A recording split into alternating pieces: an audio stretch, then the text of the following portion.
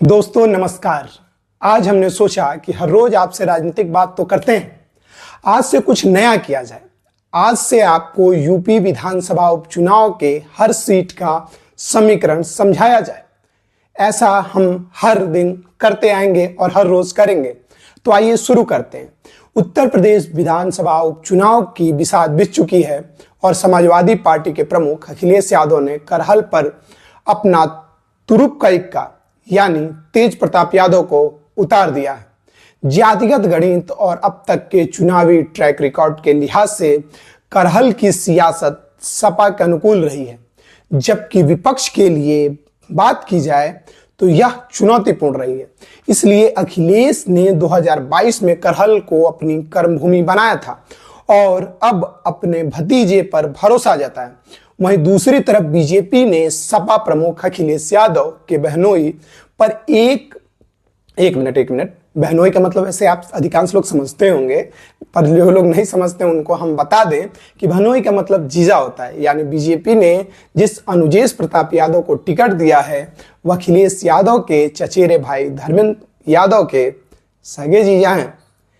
दरअसल सपा प्रमुख अखिलेश यादव ने साल 2022 में पहली बार विधानसभा चुनाव लड़ने का फैसला किया, जिसके लिए मैनपुरी की करहल विधानसभा सीट को चुना था।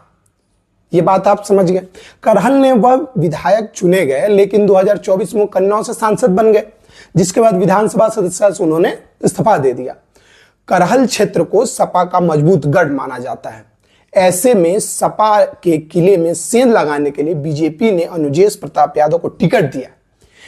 इस तरह बीजेपी ने करहल में कमल खिलाने के लिए 22 साल पुराने अपने लगभग 22 साल पुराने दांव चलाए। समाजवादी पार्टी के गठन के बाद से ही करहल सीट पर सपा का एक छत्र राज रहा है। लगातार यह सीट सपा जीतती भी रही है, लेकिन महज एक बार वो चुनाव हारी थी। वो साल था 2002 का। बीजेपी ने सपा को शिकस्त देकर मुलायम सिंह यादव के गढ़ में कमल खिलाया था। अब एक बार फिर बीजेपी उपचुनाव में उसी तरह करिश्मा दोहराना चाहती है। करहल सीट का अब तक का इतिहास क्या रहा है आपको आइए हम बताते हैं। मैनपुरी जिले की करहल विधानसभा सीट 1956 में परिसीमन के बाद सियासी वजूद में आई थी।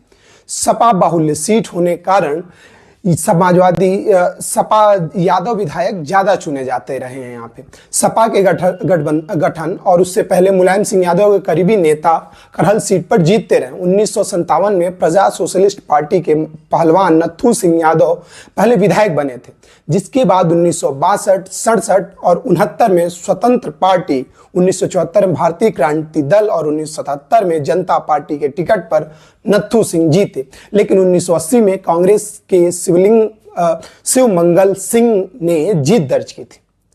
करहल की सियासत समीकरण के चलते 1985 और 1996 तक बाबूराम यादव का वर्चस्व कायम रहा था।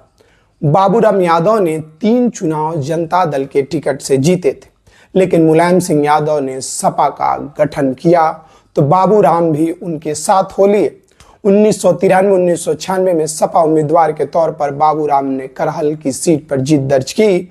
इसके बाद सपा महज 2002 में विधानसभा चुनाव हारी थी। उसके बाद से लेकर अभी तक सपा का दबदबा करहल सीट पर लगातार कायम रहा है। बीजेपी ने 2002 में कैसे भेद दिया था सपा का यह दुर्ग, आइए आपको हम बताते हैं। मुलायम सिंह यादव के सियासी वर्चस्व और यादव वोट के चलते करहल सीट पर सपा का एक छत्र राज कायम रहा है।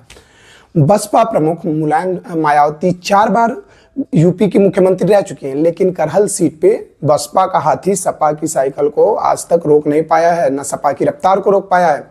सपा की मजबूत बन चुके इस करहल को भेदने के लिए बीजेपी उसी दाव को दोबारा चल रही है जो 2002 में विधानसभा चुनाव के दौरान चली थी। सपा की टिकट पर इन यादव चुनाव लड़ रहे थे तो बीजेपी ने सोबरन सिंह यादव को टिकट देकर करहल की चुनावी लड़ाई यादव बनाम यादव बना दी थी। सोबरन सिंह यादव सपा छोड़कर बीजेपी में आए थे। क्या यह बात आप ये जानेंगे तो आपको और दिलचस्प होगा। वह करहल सीट पर सपा की कमजोरी और ताकत दोनों से वाकिफ थे, क्योंकि वो सपा में थे। मुलायम सिंह यादव से लेकर शिवपाल सिंह यादव तक अनिल यादव को जिताने के लिए करहल दिन रात एक कर दिया था, लेकिन यादव वोट का बड़ा झुकाव बीजेपी के सोबरन यादव के साथ रहा था।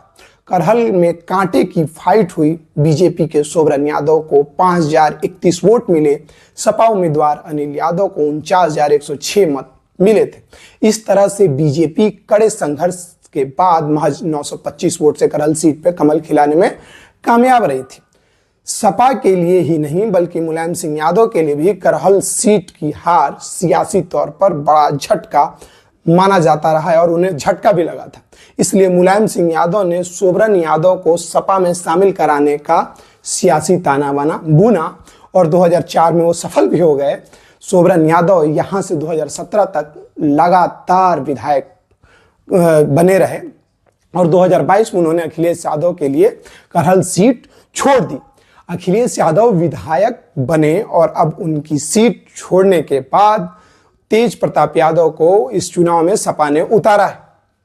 बीजेपी ने चला 22 साल पुराना अपना वो वाला फार्मूला जो अभी मैंने आपको बताया। देखिए कैसे उपचुनाव में सपा प्रमुख सांसद त्रिजेत यादव, तेज प्रताप यादव मुलायम सिंह यादव के पोते और लालू प्रसाद यादव के दामाद हैं। ऐसे में बीजेपी ने मुलायम सिंह यादव के दामाद और सपा सांसद धर्मेंद्र यादव के सगे बहनोई अनुजेश प्रताप यादव को उतारा है, तो बसपा की ओर से अवनीश साक्य प्रत्याशी बनाए गए हैं। इस तरह करहल सीट पर चुनावी मुकाबला सैफई परिवार यानी मुलायम सिंह यादव बनाम परिवार के बीच ही हो गया। बीजेपी ने जिस तर्ज पर 2002 का सपा यादव प्रत्याशी बनाम यादव प्रत्याशी उतार कर मात दी थी, उसी तर्ज पर सपा ने तेज प्रताप यादव के सामने बीजेपी ने अनुजेश प्रताप यादव का दाव खेला है। तेज प्रताप यादव मैनपुरी से सांसद रह चुके हैं और डिंपल यादव के चुनावी प्रबंध के कामकाज को संभाल चुके हैं। बीजेपी ने सैफई परिवार के दामाद अनुजेश प्रताप यादव को उतारा है, जो सपा प्रमुख धर्मेंद्र यादव के बहन संध्या यादव के पति हैं। जैसा कि मैंने आपको पहले बताया, संध्या 2015 और 2020 तक मैनपुरी जिला पंचायत अध्यक्ष रही और अनुजेश प्रताप यादव फिरोजाबाद से जिला पंचायत सदस्य चुने जा चुके हैं। बीजेपी ने अनुजेश को उतारकर यादव वोट में सेंधमारी का दांव चला। करहल में इस बार का मुकाबला सैफई परिवार और रिश्तेदार के बीच होगा। यादव वोट में अगर बिखराव होता है तो सपा के लिए सियासी टेंशन बढ़ सकती है। इसलिए धर्मेंद्र यादव अब अनुजेश के साथ अपना साथ नहीं बना रहे हैं और पल्ला झाड़ चुके हैं, नहीं मेरा उनसे कोई रिश्ता नहीं है। अब आइए बात कर लेते हैं कि क्या है जातिगत समीकरण करहल का। करहल सीट पर करीब 3.25 लाख वोट हैं, जिसमें 1.25 लाख के करीब यादव मतदाता हैं। इसके बाद दलित समाज से 40,000 और शाक्य समुदाय से 38,000 वोट हैं। पाल और ठाकुर समुदाय के 30,000 वोट हैं, तो मुस्लिम वोट 20,000 हैं।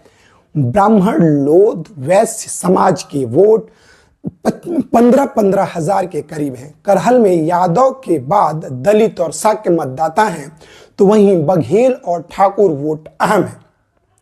शाक्य और क्षत्रिय मतदाता करहल सीट पर बीजेपी के कोर वोटर माने जाते रहे हैं। बीजेपी ने साल 2022 में एसपी सिंह बघेल को उतारकर बघेल मतदाताओं पर अपनी पकड़ बनाने का दावा किया था। सपा प्रमुख अखिलेश यादव को 1,48,197 वोट मिले थे, जबकि बीजेपी प्रत्याशी बघेल सिंह को 8 लाख कुछ वोट मिले थे।